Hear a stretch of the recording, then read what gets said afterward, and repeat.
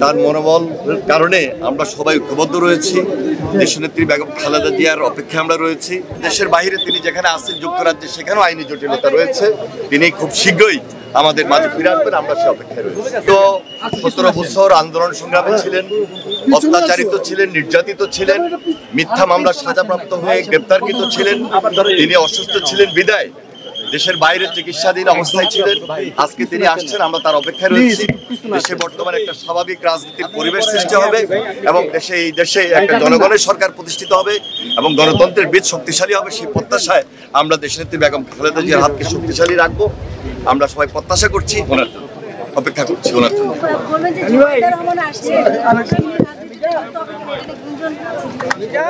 এটা আমরা আশা করছি যে এই দেশে একটা স্বাভাবিক রাজনীতির পরিবেশ সৃষ্টি হবে। স্বাভাবিক রাজনীতির মধ্য দিয়ে একটা গণতান্ত্রিক ব্যবস্থা চালু হবে, দেশে জনগণের সরকার প্রতিষ্ঠিত হবে।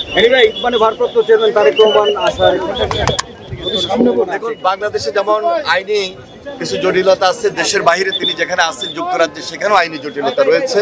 তিনি খুব শীঘ্রই আমাদের মাঝে ফিরে আসবেন, আমরা সে অপেক্ষায় রয়েছি। অবশ্যই প্রস্তুতি আছে, অবশ্যই প্রস্তুতি আছে। খুব শীঘ্রই উনি দেশে আসবেন।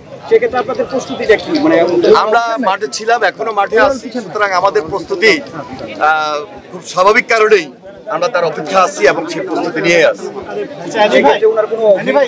বেগম খালেদা জিয়া অসুস্থ হওয়ার পর থেকে তিনি রাজনীতি থেকে অনেক দূরে আছেন।